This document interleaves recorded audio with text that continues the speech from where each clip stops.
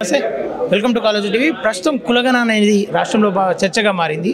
అయితే ఈరోజు నిర్వహించినటువంటి మీటింగ్లో బీసీ మేధావులు కావచ్చు, అనేక కులాలకు సంబంధించిన వ్యక్తులు కావచ్చు ఇక్కడ రావడం జరిగింది. మనతో పాటు ప్రస్తుతం బిఎస్ రాములు సార్, మాజీ బీసీ కమిషన్ చైర్మన్ గారు ఉన్నారు. ఒకసారి సార్తో తెలుసుకుందాం. సార్ నమస్తే. సార్ ఎట్లా ఇప్పుడు బీసీ గణన అనేది ఎంత ముఖ్యమా? ఇప్పుడు చాలా ముఖ్యము. ఓకే, ఇప్పుడు మనకు ఎవరు ఎట్లా బతుకుతున్నారు అనేది ఎలా తెలుస్తుంది? వాళ్ళ కుటుంబాన్ని, వాళ్ళ జీవితాన్ని, వాళ్ళ పిల్లలు ఏం చదువుతున్నారు, ఎలా ఉంటున్నారు, నెలకి ఎంత ఖర్చు పెడుతున్నారు, వాళ్ళ విద్య, ఉద్యోగము, కుల వృత్తి చేస్తున్నారా, లేదా వ్యవసాయం ఎంత ఉన్నది, కూలి పని చేస్తున్నారా, స్థానికంగానే ఉన్నారా, గల్ఫ్ దేశాలకు వలసపోయినారా, పాలమూరు లేబరు ఎన్ని రాష్ట్రాల్లోకి వెళ్ళిపోయినారు, వాళ్ళకి తిరిగి ఇక్కడికి వచ్చి స్థానికంగా బతకడానికి ఏం చేయాలి, ఇవన్నీ ఎలా తెలుస్తాయి? అందువల్ల కులగణన అనేది మొత్తం 100% జనాభా, అంటే 140 కోట్ల జనాభా యొక్క జీవన స్థితిగతులు తెలుస్తాయి. ఇప్పుడు 7వ శతాబ్దంలో పాహియాన్, హ్యూన్సాంగ్ లాంటి వాళ్ళు చైనా నుంచి వచ్చి ఇక్కడ ఎలా బతుకుతున్నారో తెలుసుకున్నారు కదా. అలాగే మనకు 1931 దాకా కూడా కులాల వారీగా వాళ్ళు ఎలా బతుకుతున్నారో తెలుసుకున్నారు కదా. ఎందుకంటే వాళ్ళు వ్యవసాయ సమాజం నుంచి, అంతకన్నా వెనుకబడిన సమాజాల నుంచి, సంచార జీవితాల నుంచి వచ్చిన వాళ్ళు ఆధునిక విద్య అందుకోవాల్సిన అవసరం ఉంది. ఇవాళ ఆధునిక విద్య ఇవాళ ఎక్కడి దాకా ఎదిగింది? ఆర్టిఫిషియల్ ఇంటెలిజెన్స్ దాకా ఎదిగింది. మరి దీన్ని అన్ని కులాలు అందుకుంటున్నాయా? అన్ని వర్గాలు అందుకుంటున్నాయా? అది అందుకోవడం కోసం ఏం చేయాలి? అందువల్ల ప్రతి ఇంటి నుంచి ఒకరు ఆధునిక అభివృద్ధి అందుకునే వాళ్ళుగా ఎదిగించాలంటే ఏం చేయాలి? ప్రతి ఇంటి నుంచి ఒకరు ఎదిగితే, ఒక కొడుకు ఒక బిడ్డను ఎదిగితే, ఆ తర్వాత వాళ్ళ అన్నలు, తమ్ములను, ఆ చిన్న పిల్లలను, పెద్దన్న పిల్లలను, మేనమ్మ పిల్లలను మళ్ళీ వాళ్ళు సహకరిస్తారు. సహకరించకపోయినా సరే వాళ్ళ యొక్క స్ఫూర్తితో ఎదుగుతారు. అందువల్ల అంబాశంకర్ కమిషన్ 1982లో తమిళనాడులో 100% జనాభాను సమగ్ర కుటుంబ సర్వే చేయడం జరిగింది. అలాగే మండల కమిషన్ శాంపుల్ చేసింది. అందువల్ల ఇప్పుడు మనం 100% జనాభా లెక్కల్ని మనం కులగణన భారతదేశ వ్యాప్తంగా తీసినా, తెలంగాణ రాష్ట్ర వ్యాప్తంగా తీసినా ఎంత తీస్తే అంతగా వివరాలు తెలుస్తాయి. పొలం పండిస్తున్నాం, ఒకడ ఎదగదు, ఒకడ వరి మూరెడితే ఎదుగుతుంది, ఒకడ జాన ఎదుగుతుంది. ఎందుకు ఎదగలేదు అంటే అక్కడ భూమిలో సారం తక్కువ ఉంది. అందువల్ల అప్పుడు అక్కడ ఏం చేయాలని మనం చూస్తాం. అందువల్ల ఎక్కడ లోపం జరిగింది, వాళ్ళ దాంట్లో అవకాశాలు లేక కొంత, ఆ తర్వాత అభివృద్ధి చెందాలనే విషయం కూడా తెలియకపోవచ్చు. మన బతుకు గింతే అని అన్నారు. వెనకటి కాలంలో మా కులంలో పుడితే మా బతుకు గింతే కదా అనే ఒక భావన ఉంది కదా. ఇదంతా పోగొట్టి ఆత్మవిశ్వాసంతో మనము ఎక్కడికైనా ఎదగగలం. ఇదే జీవితంలో అందరూ ఈ 60-70 ఏళ్ళ జీవితంలోనే లక్షాధికారులు అవుతున్నారు, కోటీశ్వరులు అవుతున్నారు, ముఖ్యమంత్రులు అవుతున్నారు, ఎమ్మెల్యేలు అవుతున్నారు, ప్రధానమంత్రులు అవుతున్నారు. కనుక మనం కూడా ఏదే జీవితం దిగవచ్చు అని విశ్వాసం కలిగింపజేయాలి. ఉదాహరణకు 16 సంవత్సరాల చదువుతోటి అందరు ఎంఏ దాకా వస్తున్నారు కదా. మరి ఎవరైనా రావచ్చు. కనుక అందువల్లనే వాళ్ళకు ఉచిత విద్య, గురుకుల పాఠశాలలు, ఉచిత వైద్యము, ఉచిత గృహ వసతి, ఆ తర్వాత వాళ్ళకు ఒక గొప్ప ఆత్మవిశ్వాసం ఇవ్వడం కోసం అనేక సూచనలు ఈ కమిషన్లు చేస్తున్నాయి. ఓకే సార్, అది ఏదైతే ఎన్నికల కంటే ముందే, స్థానిక ఎన్నికల కంటే ముందే బీసీ కులగణన కావచ్చు, పూర్తిగా తెలంగాణలో సమగ్ర కులగణన కావాలి అని చెప్పేసి అంటారు.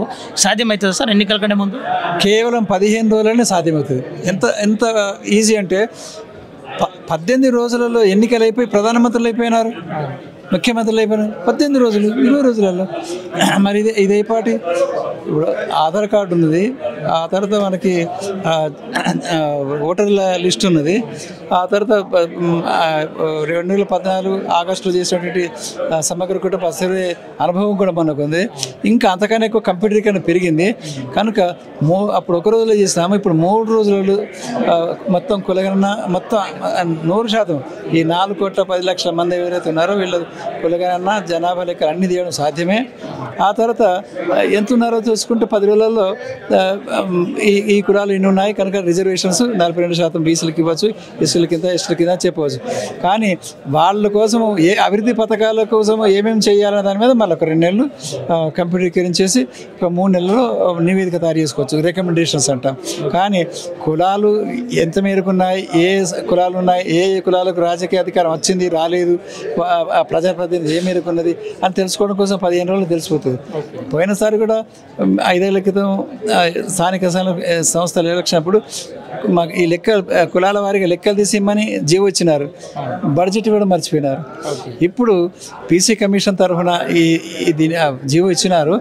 ఆ బీసీ కమిషన్ కింద ఎట్లయితే ఎలక్షన్ ప్రకటించగానే అన్ని డిపార్ట్మెంట్ ఎలక్షన్ కింద పనిచేస్తాయి, ఆ పద్ధతిలో బీసీ కమిషన్ కింద అన్ని డిపార్ట్మెంట్ పనిచేయండి అని చెప్పేసి ఒక జీవో ఇష్యూ చేసి ఆర్డర్ పాస్ చేస్తే ఆ తర్వాత అన్ని డిపార్ట్మెంట్ బీసీ కమిషన్ కింద పనిచేస్తారు. అది టీచర్లు లెక్చరర్లు అందరూ పనిచేస్తారు. 3 రోజులు మొత్తం కులగణ సేకరణ అయిపోతుంది, అప్లికేషన్స్ ఇంపర్ అయిపోతుంది. ఒక 15 రోజులు దాన్ని డేటాబేస్ తయారు చేసుకోవడం వీలవుతుంది. కేవలం 15-20 రోజులను తయారవుతుంది. దీనికోసం ముఖ్యమంత్రి రేవంత్ రెడ్డి గారు అవసరమైతే మాలాంటి అనుభవజ్ఞులతో కలిసి కూర్చుని ఉప ముఖ్యమంత్రి భట్టి గారు రేవంత్ రెడ్డి గారు కూర్చుని చేస్తే ఇంకా వివరాలు కూడా చెప్పడం సాధ్యం. ఇంకా ఇంతకన్నా గొప్ప సలహాలు కూడా వస్తాయి. దానివల్ల ఈ దేశంలో జరిగినటువంటి ఈ కులగణన ఆ తర్వాత సంక్షేమ పథకాలకు సంబంధించి దేశవ్యాప్తంగా కూడా ఉపయోగపడుతుంది. రాహుల్ గాంధీ ఏమన్నాడు, మేము ఇక్కడ నుంచి చేస్తాం, బీసీల కోసం చేస్తాం, ఎన్ని కార్యక్రమాలు చేస్తాం, 44% రిజర్వేషన్ పరీక్ష పెడతామని అన్నారు. కాబట్టి ఇక్కడ మనం స్టార్ట్ చేస్తే, ఇక్కడ అనుభవం ఉన్నది కాబట్టి ఇక్కడ స్టార్ట్ చేస్తే అది రేపు దేశానికి కూడా ఉపయోగపడుతుంది. అట్లా ఇక్కడ స్టార్ట్ చేసిన తెలంగాణలో స్టార్ట్ చేసిన దేశానికి కన్నా ఉపయోగపడ్డాయి. అది నాకు తెలుసు. 42% కావచ్చు, 44% కావచ్చు, దీన్ని పెంచితే సుప్రీంకోర్టు గైడ్ లైన్స్ 50%గా ఉంది, దాన్ని దాటలేం కదా అని చెప్పేసి లీగల్ ఇష్యూ వస్తుంది అంటారు. సుప్రీంకోర్టు అనేది ఒక క్రైటీరియా కాదు, పార్లమెంట్ క్రైటీరియా. పార్లమెంటులో చట్టం చేస్తారు. సుప్రీంకోర్టు కొట్టివేస్తే కొట్టివేయడానికి వీల్లేదని మళ్ళీ పార్లమెంట్ చట్టం తయారు చేసి 9వ షెడ్యూల్ చేర్చుంది. పైగా సుప్రీంకోర్టు ఇది 50% మాత్రమే ఉండాలని చెప్పలేదు. ఈ విషయాన్ని తప్పుగా ప్రచారం చేస్తున్నారు. సాధారణంగా 50% రిజర్వేషన్స్ ఉంటే ఓపెన్ కాంపిటీషన్ ఉంటే బాగుంటుందని ఈ మాట ఎప్పుడు పోయింది. ఓపెన్ కాంపిటీషన్ ఎక్కడ ఉంది? 50% ఓపెన్ కాంపిటీషన్ లేదు. ఇప్పుడు 40%మే కదా, 10% ఈడబ్ల్యూఎస్కి వెళ్ళిపోయింది కదా. కనుక 40% లేనే లేదు, 50%. కనుక సుప్రీంకోర్టు కొట్టుడు పోయింది, అది అయిపోయింది, అది కాలం తిరిగిపోయింది. పైగా ఇంకొకటి ఏమందంటే ఈ 50% కన్నా ఎక్కువ రిజర్వేషన్స్ పెంచాలనుకుంటే జనాభా లెక్కలు తీసి వాళ్ళ జనాభా ఎంత ఉందో ఆ మేరకు కల్పించడం అవసరం అని అన్నారు. అంతే. ఆ రెండో వాక్యం చెప్పడం లేదు చాలామంది. ఎంత జనాభా ఉందో దాని ప్రకారంగా అంత మేరకు పెంచుకోవాల్సిన అవసరం ఉంటుంది, ఇవ్వాల్సిన అవసరం ఉంటుంది. ఇప్పుడు ఈశాన్య రాష్ట్రాలలో ఆదివాసీ గిరిజన ప్రాంతాల్లో కూడా 80%, 100% రిజర్వేషన్ కూడా ఆ ప్రాంతాల ఆయా ఆదివాసులకే ఉన్నాయి. అది 242 ఆర్టికల్ నుంచి 275 ఆర్టికల్ దాకా ఇవన్నీ రాసి ఉన్నాయి. కనుక ఇది కొత్త సమస్య కాదు. సుప్రీంకోర్టు పేరు చెప్పి సుప్రీంకోర్టు బదనాం చేస్తున్నారు. రాష్ట్ర ప్రభుత్వం చిత్తశుద్ధి ప్రవర్తించిన, కేంద్ర ప్రభుత్వం చిత్తశుద్ధి ప్రవర్తించిన బీసీ కమిషన్ ద్వారా, ఎస్సీ కమిషన్ ద్వారా, ఎస్టీ కమిషన్ ద్వారా లెక్కలు తీయడం సాధ్యమే. ఏ కులాలు ఏ సామాజిక వర్గం ఎంత శాతం ఉన్నారో తీసి ఆ ప్రాతినిధ్యం ప్రకారంగా వాళ్ళకు రిజర్వేషన్ కల్పించడం, వాళ్ళని పైకి తీసుకోవడం కూడా సాధ్యమే. ఓకే సార్, అంటే మీరు బీసీ కమిషన్ చైర్మన్గా ఉన్నప్పుడు అంటే బీసీలు ఇంత మూవ్మెంట్ రాలేదు కదా, మీరు ఏదైనా ప్రయత్నం చేశారా సార్ అప్పుడు బీసీ కులగణన కోసం? అప్పుడు కూడా ఇంత ఆందోళన ఉండింది, ఎందుకు లేదు? బయటకు కనిపించలేదు ఇంత. అప్పుడు తెలంగాణ రాష్ట్ర తీసుకొచ్చిన మనకు సంతోషంగా ఉన్నాం కదా. ఆ తర్వాత కేసీఆర్ మీద కొన్ని ఆశలు ఉండేవి కదా. అకస్మాత్తుగా హైకోర్టు ఒక మహిళ ఇచ్చిన కేసు మీద తీర్పు ఇవ్వడం, వెంటనే మాకు అటు జీవో ఇష్యూ చేసి ఆ తర్వాత మేము రిపోర్ట్ ఇవ్వకముందే మళ్ళీ స్థానిక సంస్థ ఎలక్షన్ జరిపినారు. దానివల్ల అందరూ ఆందోళన గురైపోయినారు. అప్పుడు కూడా ఆందోళన ఉన్నది. కాకపోతే ఏంటంటే ఇప్పుడు ప్రభుత్వం మారింది, ఆ తర్వాత ఆ ప్రభుత్వం మీద భ్రమలు పోయినాయి, కొత్త ప్రభుత్వం వచ్చింది. ఇప్పుడు మనం మళ్ళీ వీళ్ళు హామీ కూడా ఇచ్చినారు, మేము చేస్తామని హామీ కూడా ఇచ్చినారు. కనుక ఆత్మవిశ్వాసం పెరిగింది. కొంచెం గట్టిగా మనం సంఘటితంగా నిలబడితే తప్పనిసరి ప్రభుత్వం చేస్తామని నమ్మకం వచ్చింది. అందువల్ల ఇప్పుడు తప్పనిసరి జరుగుతుంది కూడా. ఈ నెలలో జూలై నెలాఖరు లోపల అన్నీ జరగాలి. డిసెంబర్ దాకా స్థానిక సంస్థల ఎన్నికలు వాయిదా వేసినా నష్టమేమి లేదు. కనుక జూలై నెలాఖరు లోపల జరిపి ఆ తర్వాత ఏబిసిడి వర్గీకరణ ప్రకారంగా రిజర్వేషన్స్ని స్థానిక సంస్థలు ప్రవేశపెట్టి గ్రామ పంచాయతీలకు మున్సిపాలిటీ ప్రవేశపెట్టి ఆ ప్రకారంగా ఎన్నికలు జరిపితే అన్ని సామాజిక వర్గాలకు బీసీ గ్రూపులో ఉన్నటువంటి అత్యంత పేద కులాలకు కూడా మేలు జరుగుతుంది. వాళ్ళు కూడా రాజకీయ రంగంలో విద్యారంగంలో వాళ్ళకి రిజర్వేషన్స్ స్థానం పెరిగే అవకాశం ఉంటుంది. ఓకే సార్, కులగణన కంటే ముందే ఎన్నికలకు పోతే మీలాంటి వాళ్ళు ప్రభుత్వానికి ఇచ్చే సూచన కావచ్చు, హెచ్చరిక కావచ్చు ఏంటి సార్? కులగణన కన్నా ముందే ఎన్నికల కనుక పోతే ఈ ప్రభుత్వం మీద బీసీలకు మొత్తం విశ్వాసం నశిస్తుంది.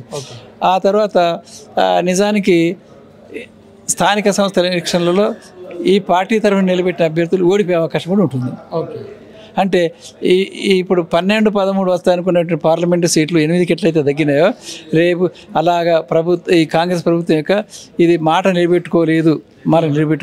ఎలక్షన్లు అయిపోయిన తర్వాత కులగణన వల్ల ఏం ఉపయోగం? కులగణన అడుగుతున్నదే రాజకీయ ప్రాతినిధ్యం పెరగాలి అని కదా. అది అయిపోయిన తర్వాత అది అంత పెళ్ళి పండగ అంత అయిపోయిన తర్వాత 3 రోజుల భోజనానికి కనిపించినట్టు ఉంటుంది.